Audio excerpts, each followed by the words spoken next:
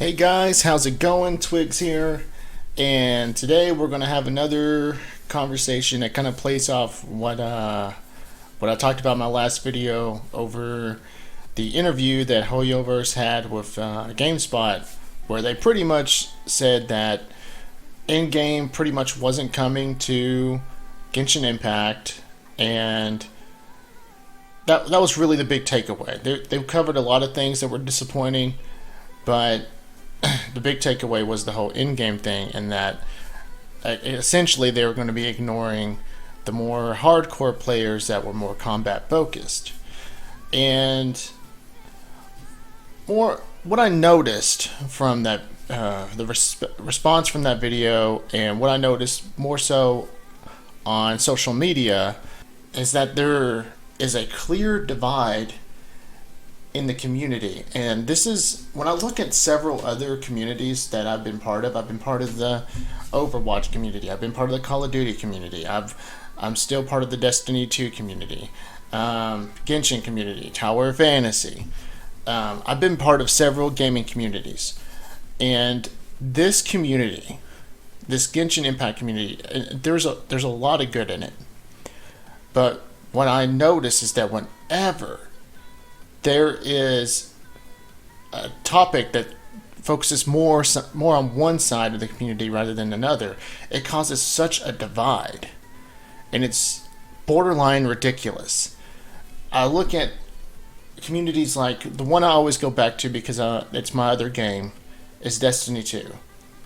Yes, in any community, there is toxicity, but in Destiny 2, whether it be the PvE or the PvP community, they advocate for each other. If something's fucked up in the PvP community, the PvE community will stand right there next to them and say, hey, this does need to be changed. Same thing on the PvE. If, let's say, one of the dungeons isn't working right, or one of the raids has issues, or some weapon or some ability is messing up that's causing an issue in the PvE side of the game, the PvP side of the community will advocate with the PvE community. In Genshin Impact, it's like, well, I'm just a lore player. Oh, I'm just an exploration player. Screw that other side. No, you don't understand why that's a bad thing. They don't understand why that mentality is flawed. Because that means an aspect of the game that you are playing is either being ignored, or is messed up, broken, glitched. And if that part of your game is ignored, that means that the player base for that part of the game might leave, meaning the concurrent player numbers is going to go down, meaning less money is being pumped into your game. Genshin Impact is a free-to-play game that's solely funded by monetization, meaning that's less players spending money on the game, meaning less potential funding being put into your game. So, you see how this mentality is flawed. Let me go into this. So, before I continue further, hit that like and subscribe button. It helps with the growth of the channel. It helps me out. It helps get the channel out there so I can grow a community over here. And also hit that notification bell so you will be informed whenever I upload any new content or go live. So with that out of the way, with Genshin Impact, there is a clear divide with the community. One that is completely capable of causing the community to implode. But let me tell you guys a story. For all you guys, for all you people, for all you players that advocate for, and I've been seeing this in responses to what's been going on with the whole interview and in-game drama. Let me give you a story. A story on why it is not 100% good to focus in on the casual player base. Because that's a response I've been seeing. Well, this game is meant for the casual player. This game is meant to cater to the casual audience because the casual players just can't do what the hardcore players can do. Blah, blah, blah. And I'm not saying that to be insulting. I'm saying that because, well, it's a flawed mentality. So, I'm going to tell you a story. I'm going to tell you a story on why and what happens when you cater too far into the casual player base. And notice I said too far. It's a story about Destiny 2. Again, a game I know that you guys probably know that I go back to.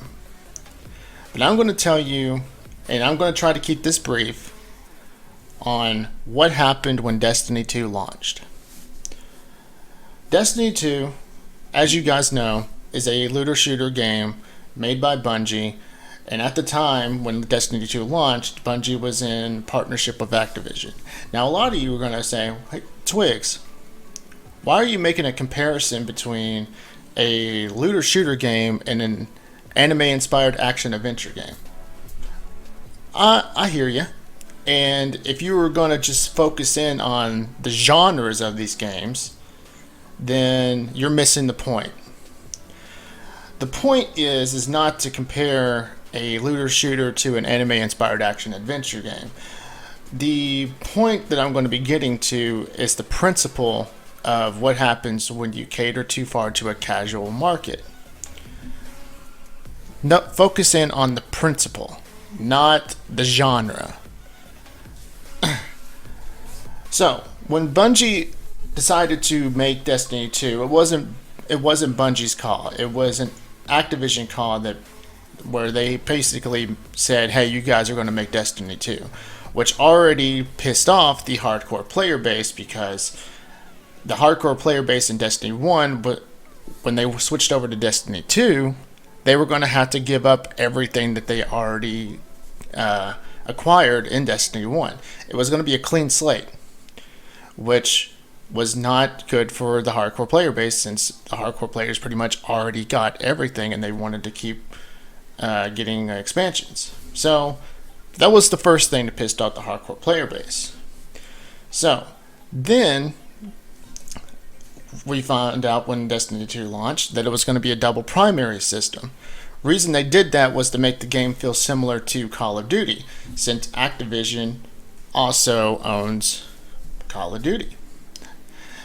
The double primary system was going to feel very similar, which would make it easy for the Call of Duty market to want to try out Destiny since it's a shooter type game, which pissed off the hardcore players since that meant energy weapons were now going to be in the heavy slot, the third weapon that the character carries.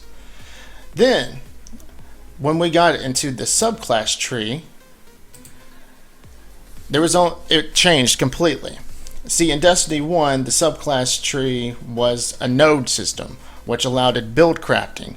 The player was able to pick one or two slots in each one of these nodes, therefore making build diversity super complex, which is what a hardcore player likes. They like a complex system so that they can have a diverse build to play around with. And the same thing went for the Void subclass, the Storm, the Electricity subclass for people that are just hopping in here, and the Solar subclass, the one that usually involves fire. It was the same way with each subclass. Well, when Destiny 2 came along, it switched to a diamond tree system, which was so much more simpler. Again, catering to a casual audience because all they had to do was pick one tree. Like literally, you would pick this tree or it's that tree. The only difference would be slight details in the abilities.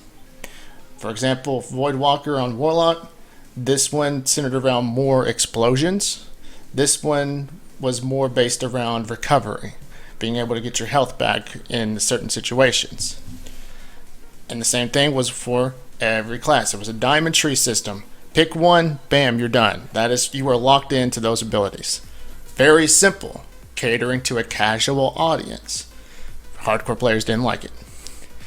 So, And then there was a few other things. PvP was now either a 6v6 game mode or 4v4. Very similar to Call of Duty.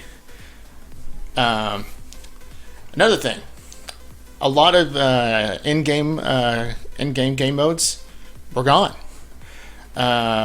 Strikes were when Destiny 2 launched in one node.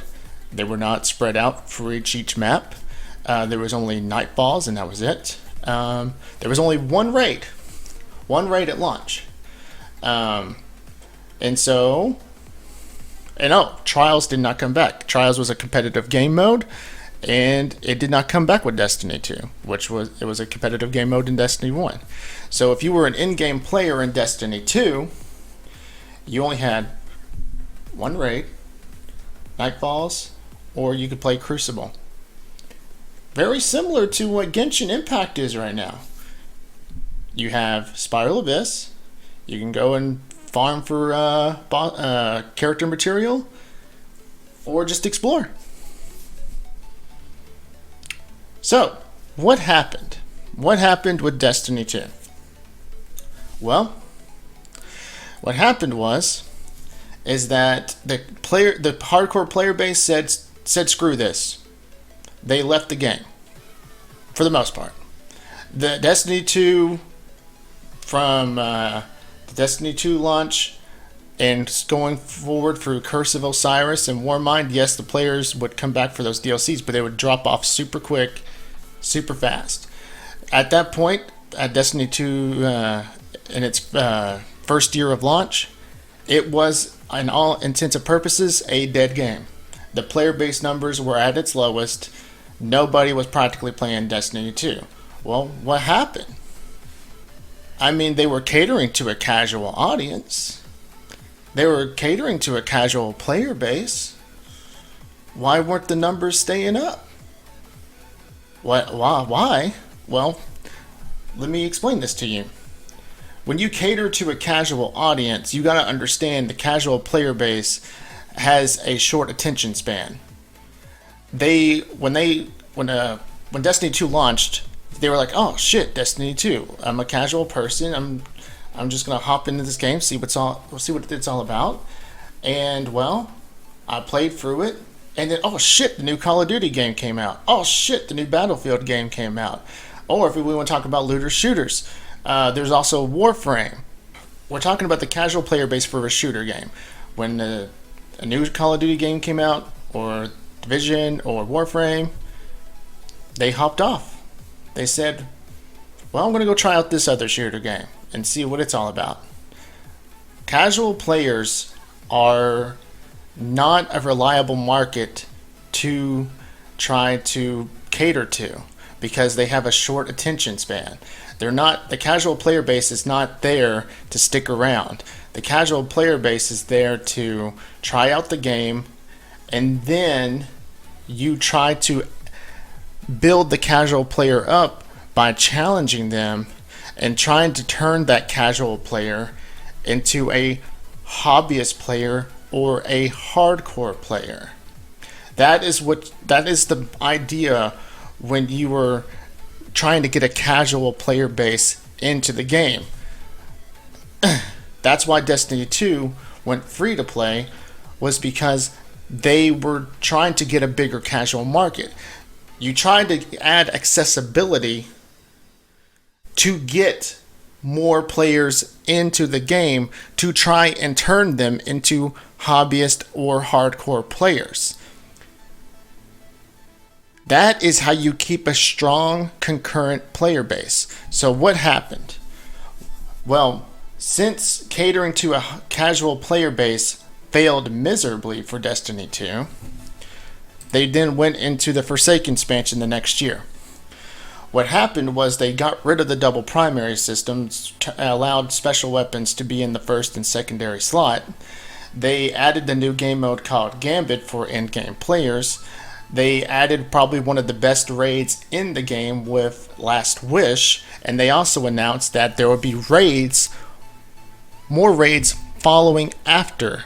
Not raid layers like they got in Curse of Osiris and Warmind.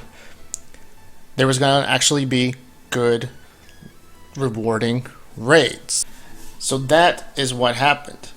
They stopped leaning too heavily, notice what I said, too heavily into the casual player base, and started giving players a reason to stick around for the hardcore players.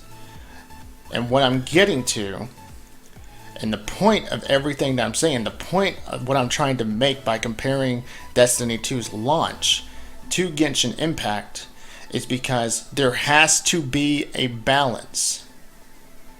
You can't lean too far to one side of the market and then completely ignore the other side. The point of getting casual players is to try and convert them to a hobbyist and or hardcore player. So, why? Why should Genshin Impact do that? Well, the reason is because what Bungie knows, and keep in mind, Bungie and Destiny 2 have issues currently with their game. I'm not going to deny that. I'm not going to gloss over it. But what Bungie did by switching into that mentality of catering to both hobbyists, hardcore, and casuals, trying to even the playing field, by doing that, they are now a big corporation.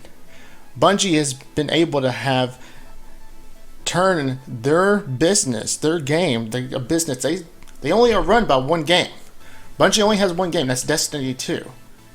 They got $3 billion from Sony/PlayStation, and they only have one game. So yes, that mentality of being balancing, catering to hardcore and casuals worked out for them. With Genshin Impact, if you don't start balancing the mentality, then the casual player base is going to do what happened with Destiny 2 at launch. The casual player base has a short attention span, and what do we have down the road? Well, we already had Tower of Fantasy. Tower of Fantasy got to try to get into that market. Yes, Tower of Fantasy is not doing too well, but they're at least doing okay.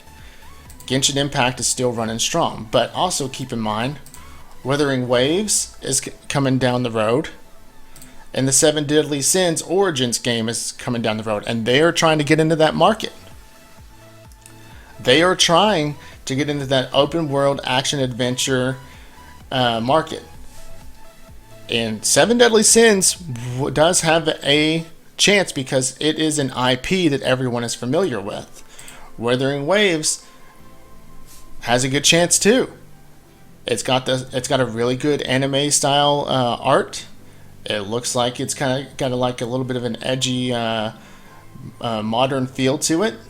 So what's going to happen is the casual player base is going to see more games that are going to potentially cater to them. Oh look, 7 Deadly Sins. I recognize that anime. I'm going to give this a try. Wuthering Waves.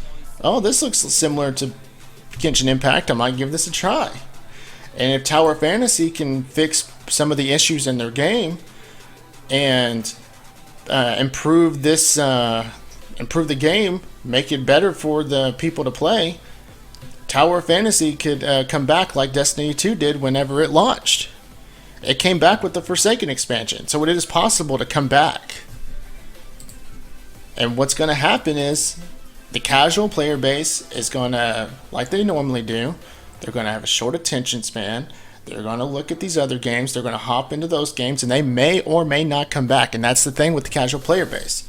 That's why I keep on saying they have a short attention span. If that other game catches them, you lost that player. But what is going to be more difficult for you to lose is the hardcore player base, because they already proven that they are dedicated to the game. So what do? When you have other games in your market, do you want to keep on trying to cater heavily into the casual player, trying to just put in easy content that will satisfy them? Well, you could try that, but if these other games prove to appeal to them better, you lost them. You could easily lose the casual player to games that might or might not catch their eye. You are going to have a harder time losing your dedicated players because they already invested a lot of time and potentially a lot of money to your game. So I am not saying stop completely catering to the casual player. No, the casual player is important. The casual player is a player that you can try to turn into a hobbyist or hardcore player. But a hardcore player is important too. The hardcore player is players that are going to keep your concurrent player numbers up. That's what I'm trying to explain to you all. That's the point of this Destiny 2 story, is to explain to you what can happen if you cater too far into a casual player. And to go back to what I was saying in the beginning of the video, the community needs to be more mindful of what can happen if one part of their game, if one aspect of their game is not being given the time and the attention that it needs. Yes, if you're a character that cares more about the story, exploration, you care about the Serenity Pot, you don't really give a crap about combat, okay, that's fine, that's cool, but you can't just say, fuck them. That's not healthy for the game state. You need to have every part of your game get the attention that it needs, gets the development time that it needs. Because if that one part of your game, let's say, let's put the hardcore combat focused players aside. Let's say if it was the Serenity Pot. A lot of people like to play around in the Serenity Pot. Do I care about the Serenity Pot? No, I don't care. I just use the Serenity Pot to farm transient resin and Mora and stuff like that. But am I going to say fuck them? No. Because that's a part of the game that a lot of people care about, and I want them to be happy, because if they leave, then that means that player-based numbers are going down, meaning that's people that are potentially spending money in the game are not around anymore, therefore less funding into the game. Let's use story and lore players, people that care more about the story. Let's say Genshin said, you know what, no more storylines focused on just one character. No more hangouts. We're just going to put out the Archon quest and then that's it. I mean, yes, we might have some story and events, but that's it. That is literally it. Well, that's going to probably piss out the people that care a lot about the lore and the story and getting into the narrative. Am I going to just say fuck them? No, because I care about the story too. But if I didn't care, I would still care. Because that's people that are going to possibly leave, because that means that they're going to be less invested in the story, less invested in the lore of each character, getting to know each character, and that means that they might leave, meaning less money going into the game because there wants some players. The community needs to be more united. If one aspect of the game is not being paid attention to, it's not getting the development time it needs, then that's more likely a player leaves, more likely that less money is going to be funded into the game. Because remember, Genshin is a free-to-play game. The only way Genshin is making money is from monetization, or the gacha system, to be more specific. So that's what I wanted to tell. I wanted to tell that story. If you're going to still be one of those people that are going to just focus on, oh, that's a shooter game, who cares? Well, then you've completely lost the principle and the point of the whole story altogether. If you're just going to continue to say, I don't care, it's combat, then you completely don't care about your game in the end. You just more than likely you're selfish. So that's what I wanted to tell. I wanted to share that story. I wanted to just put that out there. Hit that like and subscribe button if you want to help me out. Hit that notification bell if you want to be informed when I upload any new content or go live. And I will catch you guys later.